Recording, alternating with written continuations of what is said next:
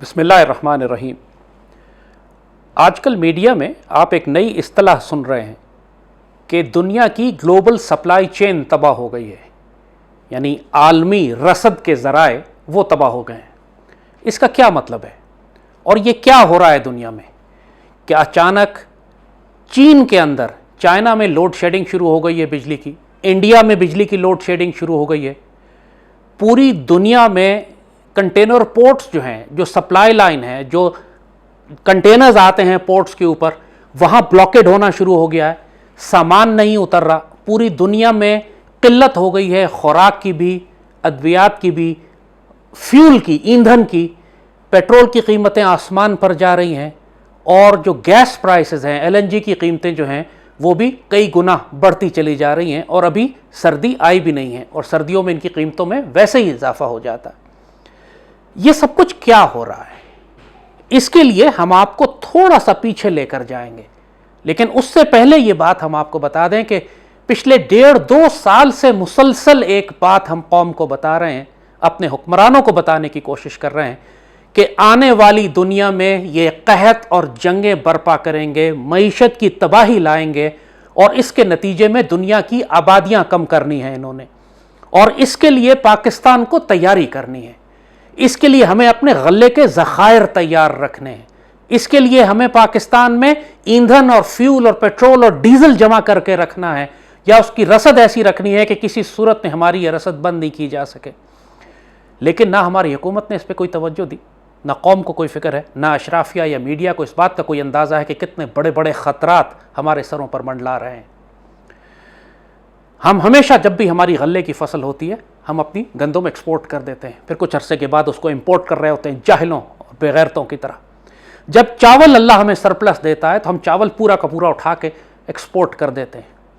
हालांकि अब पूरी दुनिया में इस वक्त कहत बर्पा होने जा रहा है, हर मुल्क, पूरी दुनिया में क्रॉप फेलियर्स हैं, चाहे अमेरिका हो, वेनेजुएला हो, ब्राज़ील हो, बड़े बड़े ममालिक जो गल्ला पैदा किया करते थे, सोयाबीन पैदा करते थे, वो सब तबाही के दहाने पर पहुंच चुके हैं। तो ये सब कुछ हो क्या रहा है, हम थोड़ा सा आपको पीछे लेके जाएंगे लॉकडाउन स्ट्रैटेजी की तरफ। जब इन्होंने लॉकडाउन लगाना शुरू किया उस वक्त हमने ये बात बताई थी आपको कि इनका मकसद मिडिल क्लास को तबाह करना है, दुनिया की मईशतों को तबाह करना है। जो दुनिया के आला तरीन 0.01% इसकी जो आला तरीन बिलियनर्स हैं वो तो अमीर कबीर ट्रिलियनर होते चले गए, लेकिन वो तमाम लोग जो नौकरी पेशा थे, वो तमाम लोग जो छोटा कारोबार करते थे, दुकानें चलाते थे, वो तमाम लोग जो मिडिल क्लास या लोअर मिडिल क्लास से जिनका ताल्लुक था, पूरी दुनिया में इनकी तबाही बर्पा हो गई। खुद पाकिस्तान में कोई 2 करोड़ से ज़ायद लोग बेरोजगार हुए। दुनिया में एक ही स्ट्रैटेजी थी, इस हुकूमत को भी वही स्ट्रैटेजी दी गई, जो कुछ उनको रॉथस्चाइल्ड और रॉकफेलर ने कहा इन्होंने कर दिया। इस लॉकडाउन के नतीजे में पूरी दुनिया में पहले तबाही बर्पा हुई, कारोबार ख़त्म हो गया, फसलें ख़त्म हो गई, क्योंकि फसलों को लेकर लॉकडाउन लगे हुए थे, लिहाजा फसलें जो थी वो मार्केट में और बाज़ारों में, मंडियों में नहीं लाई जा सकी। तो पूरी दुनिया में वैसे ही कहत बर्पा हो रहा था, सप्लाई चेन डिस्टर्ब हो रही थी। आपने देखा पाकिस्तान में तालीमी निज़ाम पिछले 1.5 साल हो गए, बच्चों को तबाह बर्बाद करके रख दिया, पूरे मुल्क को जहल नस्ल हमारी 1.5 साल में कोई स्कूल तालीमी निज़ाम नहीं हो सका। इसी तरीके से मसाजिद और हज को बंद किया गया। ये इनके सारे ऑब्जेक्टिव्स थे लॉकडाउन स्ट्रैटेजी के नतीजे में। इसके बाद इन्होंने अगला स्टेप जो किया वो ये कि आप जहरीले टीके लगाएं, अगर आप ये नहीं लगवाएंगे तो हम आपको ना स्कूल आने देंगे, ना कारोबार करने देंगे, ना दफ्तर में जाने देंगे, आप ना हवाई जहाज़ में सफ़र कर सकेंगे, ना आप ट्रेन में बैठ सकेंगे, ना आप अपने दफ्तरों में आ सकते हैं, ना आप किसी किस्म की कोई सरकारी सहूलत इस्तेमाल कर सकते हैं। ये पूरी दुनिया में हो रहा है, पाकिस्तान में भी हो रहा है। तो इस सारी सूरत हाल में पूरी दुनिया में काम रुक गया। पूरी दुनिया में जैसे कहा कि जब हर जगह काम रुक गया तो वो तमाम बड़े बड़े कंटेनर शिप्स जिनका काम ये था कि माल एक बंदरगाह से उठाकर दूसरी बंदरगाह तक पहुंचाते थे, उनके पास स्टाफ नहीं थे काम करने वाले, जगह जगह हड़तालें बर्पा हो गई, जगह जगह कहत आना शुरू हो गया, जगह जगह हुकूमतों में तसादुम शुरू हो गया। पूरी दुनिया में आप देख रहे हैं, जिस तरह ऑस्ट्रेलिया की मिसाल आपके सामने है, मुसलसल ऑस्ट्रेलिया में तसादुम हो रहा है लोगों का हुकूमतों के साथ, कनाडा में, इटली में, यूरोप में। इंग्लैंड के अंदर इन्होंने ब्रेक्सिट का ड्रामा किया, लेकिन असल में वो यही बात थी कि इन्होंने 50-60 हज़ार के करीब ड्राइवर बाहर निकाल दिए, वहाँ कहत बर्पा हो गया, लोग कम हो गए, सिर्फ ड्राइवर ही नहीं बल्कि सारे वो लोग जो पोर्ट्स के सी पोर्ट्स पे काम करते थे, सप्लाई चेन कंट्रोल करते थे, वो सब सारा काम रोक दिया। ये सब कुछ जो इन्होंने शुरू में लॉकडाउन लगाया, उसके नतीजे में जो डोमिनो इफेक्ट पैदा होना शुरू हुआ, आज उसका ये हाल हो गया है कि चाइना की बंदरगाहों के ऊपर हजारों लाखों कंटेनर खड़े हुए हैं और उनको कोई जहाज़ों में भरने वाला नहीं। जो जहाज़ों में भरे जा चुके हैं वो अमेरिका की बंदरगाह के बाहर खड़े हुए हैं। 2-2 महीने का वेट है उनका, वेटिंग पीरियड, 2 महीने के बाद ये जाके कहीं अनलोड होंगे। अब जाहिर है कि जब ये सारे कंटेनर्स, चाहे जिसमें फ्यूल भरा हो, चाहे उसमें कंटेनर्स हों, सप्लाईज हों, तेल हो, गैस हो, जब वो खड़े हुए हैं समुद्र में, तो बाकी जगहों पे जहां उनकी जरूरत थी वहां किल्लत पैदा हो गई। लिहाजा सप्लाई चेन फिर यहां डिस्टर्ब होना शुरू हो, क्योंकि एक कुछ महदूद कंटेनर्स हैं जिन्होंने यहां से सामान यहां पहुंचाना है, फिर वहां से आगे पहुंचाना है। अगर इस समुद्र में खड़ा हुआ है तो जाहिर है कि हर तरफ सामान की किल्लत होना शुरू हो जाएगी। और इसीलिए वो तमाम ममालिक जो कोयला अपना इस्तेमाल करते थे, चीन में और इंडिया के अंदर कोयले से बहुत बड़ी बिजली पैदा होती, वहां कहत और किल्लत पैदा होनी शुरू हो गई। पूरी दुनिया का निज़ाम इन्होंने दरहम भरम करके रख दिया। इसके नतीजे में क्या होगा? वो होगा कि जो आपने लेबनान में अभी देखा। लेबनान पिछले हफ्ते बिल्कुल अंधेरे में चला गया क्योंकि उनके पास फ्यूल नहीं था, पेट्रोल या फ्यूल ऐसा नहीं था कि जिससे बिजली बना सकते। जब पूरा मुल्क अंधेरे में चला गया तो जाहिर है फिर एक गम गुस्सा और एक फ्रस्ट्रेशन और एक एंगर हुकूमत के खिलाफ, जो आपने देखा कि चंद रोज पहले इतनी जोर से फटा कि पूरा लेबनान खाना जंगी के दहाने पर पहुंच चुका। एक तरफ उसकी फौज है, एक तरफ मलेशिया ग्रुप्स हैं, वहाँ वैसे ही कई तरह के मलेशिया ग्रुप्स थे, हिजबुल्लाह भी थी और बहुत सारे ग्रुप्स भी थे। वो सब के सब आपस में मुतसादिम हो गए और सिर्फ इसलिए कि आपने ग्लोबल सप्लाई चेन डिस्टर्ब कर दी, आपने वहाँ गल्ले का, बिजली का, पानी का बहरान पैदा कर दिया, गैस का बहरान पैदा कर दिया। और वो गुस्सा जब फटता है पूरा मुल्क अपने साथ लेकर उसको आतिशफिशां बनाता है। यही सब कुछ ये पूरी दुनिया में कर रहे हैं। जैसे हमने ये बात कही कि इनफरादी तौर पर भी और इज्तिमाई तौर पर बहैसियत एक कौम के पाकिस्तानियों को इसकी तैयारी करनी थी। बहुत तवील अरसे से हम आपको बार बार नसीहत कर रहे हैं कि अपने पास गंदम का, खुराक का 1 साल का ज़ख़ीरा रखिए। हमारे गांव देहात में लोग आम करते हैं, कोई नई बात नहीं कर रहा मैं।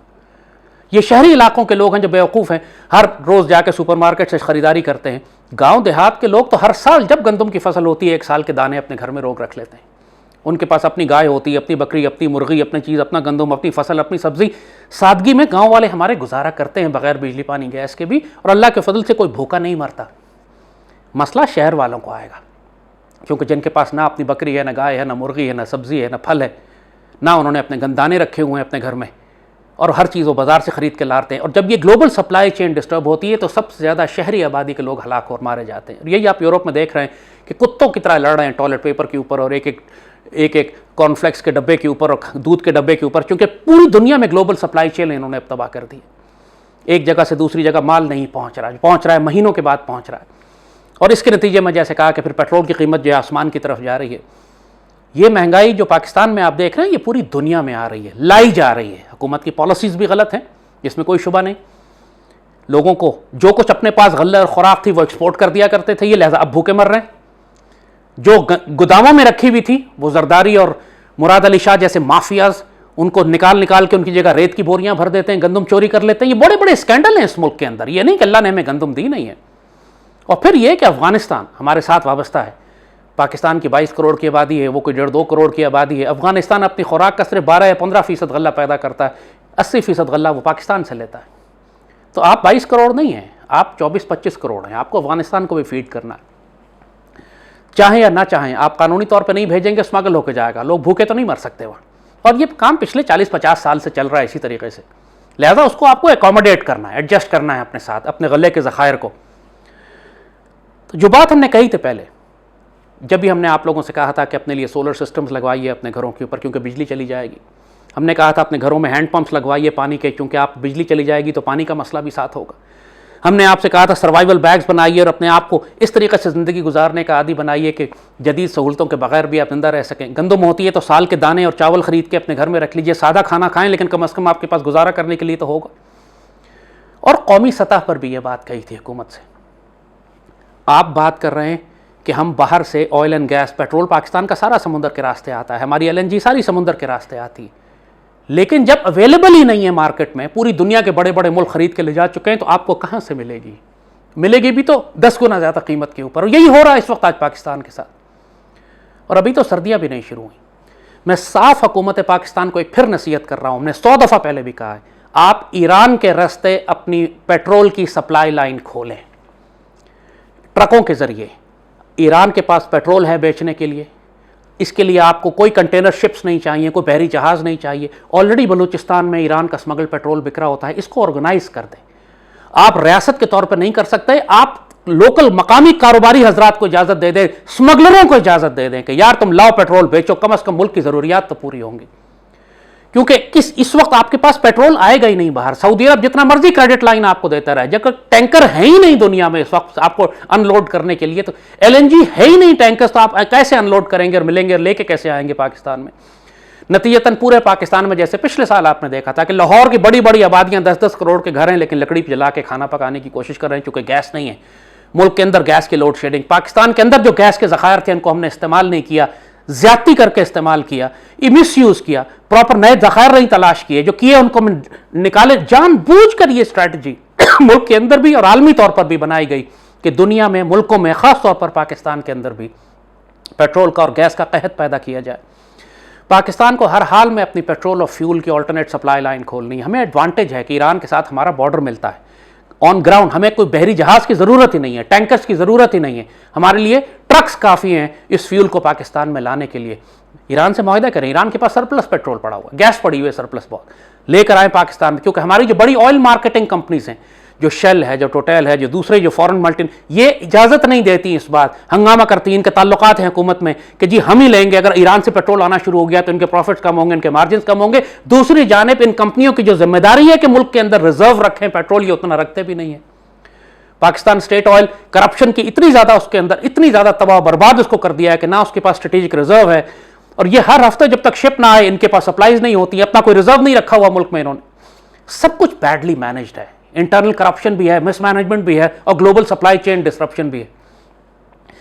तो ये बात इस वक्त पाकिस्तान के हुक्मरान को, अशराफिया को, पाकिस्तानी मीडिया को, जैसे किसी को एहसास नहीं है कि कितना बड़ी क़यामत आने वाली, पूरी दुनिया में आ रही है, सिर्फ पाकिस्तान में नहीं। हमें तो उसका अल्लाह का फजल है कि असर कम होता है, कि हम किसी हद तक, हमारे लोगों के पास अपनी गंदम, अपना गल्ला, अपनी खुराक होती है।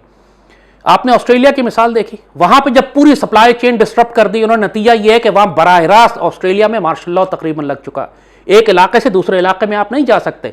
इस तरह पुलिस वहां पे लोगों को मारती है कि जैसे अस्तगफिरुल्लाह कश्मीर लगता है कश्मीर है, कि भारतीय फौज कश्मीरियों को मार रही है। ये ऑस्ट्रेलियन पुलिस अपने अवाम को मार रही है, क्योंकि लोग तंग आ गए। पूरे यूरोप में जैसे कहा ट्रकर्स की हड़ताल है, सामान पूरी यूरोप में सप्लाई लाइन जगह जगह रुकी हुई है इन्होंने। अब जाहिर है यूरोप एक दूसरे पर डिपेंड करता था, अब रूस की गैस सप्लाई लाइन की गैस है जिसके ऊपर यूरोप चलता है, अब वो एक मसला पड़ा हुआ है उसके ऊपर कि रूस कह रहा है कि जितनी सप्लाई हम देते हैं तो मजीद नहीं दे सकते। हमारे पास ओपेक जो है वो कीमतें ऊपर रखने की खातिर मजीद सप्लाई नहीं बढ़ाना चाहता कि इससे कीमतें बहुत ऊपर जा रही हैं, ऑलरेडी $80 $90 तक जाने वाली हैं, वो सप्लाई बढ़ा देंगे तो कीमतें नीचे आ जाएंगी, वो ये नहीं करना चाहते। तो जैसे कहा ये डिलिबरेट केओस है, डिलिबरेट इम्प्लोजन ऑफ सोसाइटी है। जो इंसान जहरीले टीकों से नहीं मरेगा वो भूख और प्यास से मारा जाएगा, वो कहत से मारा जाएगा, फिर इसके नतीजे में कौमों में, मुल्कों में जंगें होंगी, वो जंगों से मारे जाएंगे। ये सब के सब एक, जिसको ये ग्लोबल रीसेट कहते हैं, जिसको ये कहते हैं न्यू वर्ल्ड ऑर्डर के क़याम से पहले जो कुछ है हमने इसको तबाह बर्बाद करना है। आलमी निज़ाम नौ, न्यू वर्ल्ड ऑर्डर, इससे पहले ग्लोबल रीसेट करना चाहते हैं, तामीर नौ जिसको कह रहे हैं, दोबारा से आगाज़ कर रहा है, असर नौ आगाज़ इस दुनिया का, जो नूह अलैहिस्सलाम के तूफ़ान के बाद हुआ था, जिस सारी दुनिया तबाह हो गई और किश्ती से लोग दोबारा शुरू हुए थे। ये कमबख्त, ये पलीत, ये शैतान, ये दज्जाली दोबारा उसी मामले को खुद नाउज़ुबिल्लाह अपने आप को खुदा समझते हैं, जिस तरह फ़िरौन अपने आप को खुदा समझता था। ये चाहते हैं कि इस दुनिया की आबादी कम करके अपने निज़ाम को खुद अपनी मर्ज़ी से तैयार करेंगे, जिसमें 7 अरब लोगों की हमें ज़रूरत नहीं है, 50-7 करोड़ लोग काफ़ी है हमारे लिए। इसमें ये हर किस्म के इंसानों को हलाक करना चाहते हैं। तो ये सब कुछ इस वक्त आपके सामने दुनिया में हो रहा है। अपने आप को तैयार करें। अल्लाह ने आपको गले के खुराक के वसाइल दिए, हमारे ज़मीन के नीचे पानी भी है, हमारे पास गैस भी है मुल्क में, और अल्लाह ने हमें हमसाए भी ऐसे दिए हैं। हम चाहें तो ईरान से फ्यूल ला सकते हैं। अगर अपना तेल नहीं निकालते, मुल्क में तेल है उसको निकालो यार, मुल्क के तेल को नहीं निकालते तो कम से कम अपने हमसाए से तुम तेल ले लो, ट्रकों के जरिए ले आओ, ताकि जो दुनिया के अंदर जो टैंकर क्राइसिस बना हुआ है, जो शिप्स अनलोड नहीं हो पा रही हैं, कम से कम उसको आप बाईपास करके पाकिस्तान की दिफाई ज़रूरियात, हमारी मुल्क की ज़रूरियात आप पूरी कर सके। जैसे हुकूमत खुद नहीं कर सकती तो जैसे कहा मार्केट को इजाज़त दे दें, जिसका दिल चाहे इंपोर्ट करे ईरान से टैंकरों के जरिए फ्यूल, इसको रेगुलराइज कर लें। इस वक्त जो आदमी ईरानी पेट्रोल लेकर आता है आप उसके खिलाफ मुकदमे करते हैं, उससे लड़ते हैं। हालांकि करप्शन चल पूरे मुल्क के अंदर ईरानी पेट्रोल इस्तेमाल हो रहा है, इसको ऑर्गेनाइज कर लें, ये काम आएगा आपको। गले के ज़खायर मुल्क के अंदर रखें, इनको ज़ाया ना करें। और इनफरादी तौर पर भी हर घर अपने लिए, अगर तुम्हारे पास कैपेसिटी है, सलाहियत है, अपने पास चंद महीने के दाने कम अज़ कम गंदम खुराक ज़ख़ीरा रख कर लो, थोड़ा सोलर पैनल्स लगा लो ताकि बिजली पानी तुम्हारे पास आता रहे। हैंडपम्प्स पूरे, अगर एक शख्स अपने घर में नहीं लगा सकता, मोहल्ले वाले मिल के लगा लो, 10 15 20 50 घर मिल के एक हैंडपम्प लगा लो ज़मीन में, ताकि कम से कम सारे घरों को पानी मिल सके। वहाँ से हर मसले का हल मौजूद है। ये फजूल बकवास ना किया करो मुझसे, जो हम कहते हैं लोगों से कि जी हैंडपम्प लगवा दो, कि जी कैसे लगवाऊँ, मैं तो किराए के घर में रहता हूँ। तुम किराए के घर में रहते हो, पूरा मोहल्ला तुम्हारा मौजूद है, 50 घर मिल के लगवा लो गली के कोने में, ताकि सबको पानी मिल जाए। हर मसले का हल किया जा सकता है। लेकिन वही बात है कि जिसके नसीब में अल्लाह ने मर्द आज़ाद की तरह, जुर्रत रिंदाना की तरह आज़ाद रहना लिखा है, वो मसलों का हल निकालेगा। जो पहले ही गुलाम, शिकस्त खुर्दा, फरेब खुर्दा है, वो हर मसले में एक और जब उसको मसला बताओ तो वो 100 मसले और खड़े कर देगा कि मैं कैसे करूँ, क्यों करूँ, कब करूँ, कैसे करूँ, कौन करके देगा। ऐसे लोगों के लिए फिर यही है कि ये दज्जाल के सबसे पहले शिकार होंगे। मर्द आज़ाद, हमारे पैगाम, हमारी बातें सिर्फ मर्द आज़ाद के लिए हैं। ग़ुलामों और कमीनों से हम बात नहीं करते। पाकिस्तान की हुकूमत में, पाकिस्तान के अशराफिया में, हमारे अहल इक़्तिदार में अगर कोई मर्द आज़ाद है तो हमारी बातें सुनेगा, वरना जो कुछ अल्लाह के फ़ैसले हैं वो अब पूरी दुनिया पे नाफिज हो रहे हैं, पाकिस्तान पर भी नाफिज होंगे। आने वाले वक्त बड़े सख्त हैं, अपने आप को तैयार करें इसके लिए। भारत के साथ एक तसादुम भी बिल्कुल तैयार रखा हुआ है, किसी भी वक्त शुरू हो सकता है। उन सारे वक्तों के लिए अपने आप को तैयार रखें। आने वाला वक्त आजमाइशों और मुश्किलात का है। अल्लाह पाकिस्तान की और उम्मत मुस्लिमा की हिफाजत फरमाए। आमीन।